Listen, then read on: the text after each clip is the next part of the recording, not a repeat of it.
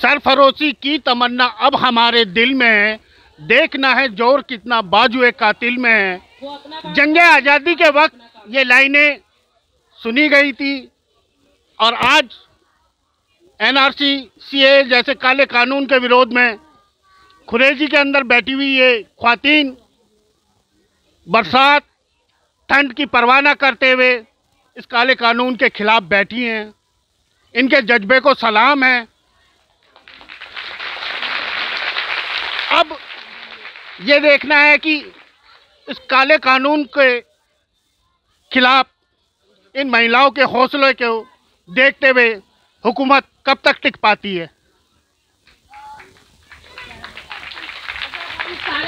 आज़ादी आज़ादी लेंगे, आज़ादी यहाँ पे बोलो, आज़ादी आज़ादी आज़ादी आज़ादी, इंकलाब इंकलाब जिंदाबाद जिंदाबाद चाहिए। और हिंदू मुस्लिम सिख ईसाई आपस में है भाई भाई, हमारा भाईचारा बना रहे और हमें आज़ादी चाहिए। देश सबका है, हमारे नहीं है। हमारे बाप दादाओं ने पुरखों ने खून बहाया है, हमारा है और हमारे रहेगा हिंदुस्तान।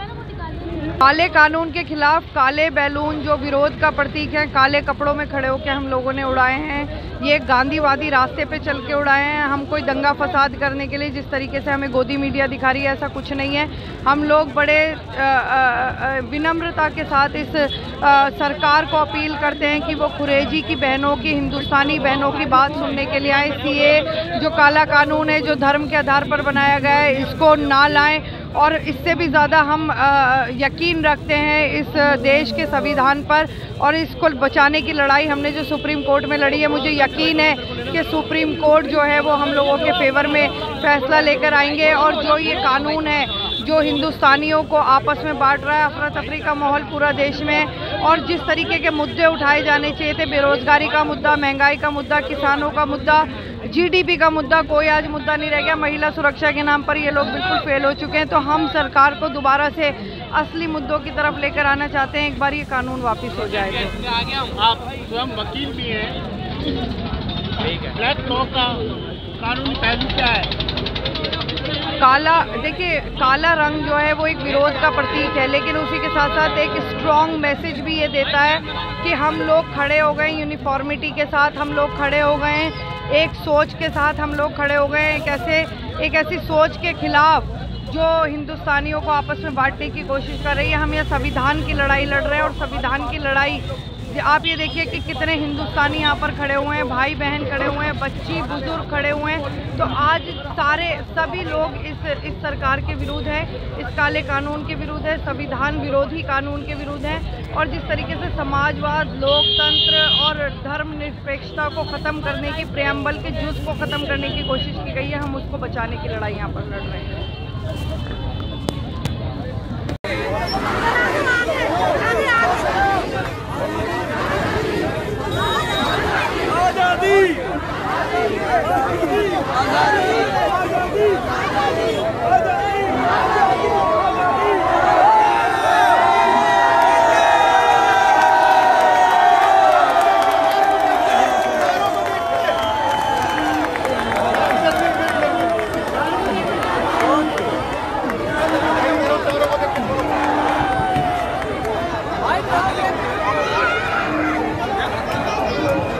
बोला तारों को देख के छोड़ो। बगल से फायदा लेता, कोई बोल रहे कि तारों से हटा के छोड़ना। सर जैसे कि आपने देखा हो कि शाहीन बाग पे कल हमारे इस पे कश्मीरी जो से पंडित भाई थे, कल वहाँ पे वो हमारे हैं, लेकिन वो सीए के आपके समर्थन में रहने की शाहीन बाग की औरतें फिर भी उनको अपने मंच पे बुलाया, उनसे अपनी बात एक आपके रखने दी। लेकिन मैं भी गवर्नमेंट से यही बात कहना चाहता हूँ, जब हम दूसरों की बात हम अपने मंच से बोलना चाहते हैं जो हमारे खिलाफ है, लेकिन फिर भी हम तो गवर्नमेंट हमारी बात भी तो एक बात ना सुनी है ना, एक बार हमसे भी तो आगे एक बार बात कीजिए। हम जो भी इतना इस प्रदर्शन कर रहे हैं, जो भी कर रहे हैं, एक बार हमसे आगे बैठ के बात तो एक बार कीजिए। जब तक बात नहीं करेंगे ये प्रदर्शन ऐसे ही चलता ही रहेगा। बस इतना बस। जी, यहाँ पे जो औरतें अपने घरों से निकली हुई हैं, उनके दिल में कहीं ना कहीं ये डर है कि उनसे उनकी नागरिकता छीन ली जाएगी। उनको ये डर है, उनको यहाँ से निकाल दिया जाएगा। और साथ ही जो काला कानून लागू करा गया है जो कि अनकॉन्स्टिट्यूशनल है, ये उसके खिलाफ यहाँ पे खड़ी हुई है। यहाँ की औरतों की एक आवाज़ है कि तुम कुछ भी कर लो, हम यहीं पे डटे रहेंगे, हम पीछे नहीं हटेंगे जब तक ये सरकार इस काले कानून को वापस नहीं ले लेती। और साथ ही साथ यहाँ पे मैं एक मैसेज देना चाहूँगी कि ये जो मोदी सरकार है ये अंग्रेज़ों से भी बदतर है, ये अंग्रेज़ों से भी बेशरम है। अंग्रेज़ों में फिर भी शर्म थी कि वो भारत छोड़ के चले गए, इनमें इतनी शर्म भी नहीं है कि अपने लोगों से आके बात करे। साथ ही साथ मैं ये भी कहना चाहूँगी, इन शाहीन बाग से जो आवाज़ उठी थी आज वो पूरे देश में गूंज रही है। जो शाहीन बाग से आवाज़ उठी थी वो आज यहाँ पे उठ रही है। यहाँ पे 100 की तादाद में औरतें इकट्ठा हो गई हैं और उनका एक ही कहना है कि हम ये CAA बिल्कुल एक्सेप्ट नहीं करेंगे। आपका क्या कहना है? सर, हमें CAA नहीं चाहिए, NRC नहीं चाहिए, हमें चाहिए महिलाओं की सुरक्षा, हमें चाहिए एजुकेशन, हमें चाहिए नौकरी, हमें चाहिए रोजगार, हमें चाहिए एक ऐसा देश जहां किसी भी धर्म पे, किसी भी समुदाय पे कोई परेशानी ना आए, ना कि CAA ना NRC।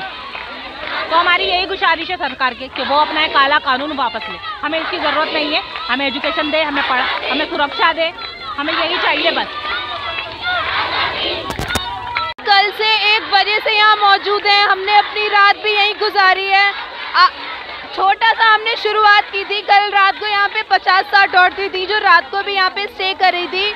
और हम लोगों का मेन मोटिव यही है कि हम अपने अस्तित्व के खिलाफ जो हमारा जो वजूद है, हम उसके लिए हम लोग सब यहाँ पे इकट्ठा हुए हैं ताकि जो भी हमारे हक है वो हमको मिले और वो हमसे दूर ना जाए। मोदी जी ने जो भी कानून लागू किया है, हमें इस आपत्ति यही है कि मुसलमानों को क्यों उस रूल से अलग थलग कर दिया गया है। और हम देख रहे हैं हर चीज़, हम देखते ही रहेंगे। और मोदी जी से गुजारिश है कि वो भी आंखें खोल के देखें कि उनके देश के वासी कैसे आज यहाँ पे मौजूद है। ठंड हो, धूप हो, कल सर बारिश भी हुई है, बारिश में भी सब ऐसे ही मौजूद थे, लेकिन कोई यहाँ से हटने के लिए तैयार नहीं है। इंशाल्लाह जब तक ये काला कानून, जब तक ये धर्म के नाम पर बांटने वाला कानून, जब तक ये असमानता पैदा। देखिए, नरेंद्र मोदी और अमित शाह जो ये समझते थे कि मुसलमान औरतें हैं, इनको दबा के रख दिया जाएगा या ये लोग अनपढ़ हैं, गवार है, आज इस बात का सबूत है। अगर मेरे पीछे भारी भीड़ देखेंगे महिलाओं की, ये अपने घर के काम धंधे सब छोड़कर यहाँ संविधान बचाने के लिए आई हुई हैं। और सबसे ज़्यादा खूबसूरती आप अगर देखेंगे पीछे, तो ये अपने धर्म को बचाने नहीं आई हैं, ये इस्लाम को बचाने नहीं आई हैं, ये संविधान को बचाने आई हैं और उसकी बानगी है, ये तिरंगा लेकर आई हैं। कुरेजी में नहीं बैठी हैं खातून, जो हैं वो कानपुर में ही बैठी हैं, इलाहाबाद में ही बैठी हैं, सब्जीबाग पटना में भी बैठी हैं, गया में ही बैठी हैं, इंदौर में बैठी हैं, भोपाल में बैठी हैं। तमाम शहरों में ख़वातीन सड़कों पर हैं और उसके बहुत सारे लॉजिकल रीज़न हैं। हम लोगों ने आसाम में काम किया हुआ है, हमको मालूम है कि सबसे ज़्यादा अगर प्रभावित NRC और CAB की कोई कम्युनिटी है तो वो महिलाओं की है, क्योंकि सबसे ज़्यादा जो डिटेंशन सेंटर में संख्या है वो महिलाओं की है। शादीशुदा महिलाओं के पास पेपर की समस्या होती है, जल्दी शादी हो जाती है, तो इनका सड़क पर आना और इस काले कानून का विरोध करना बिल्कुल वाजिब है।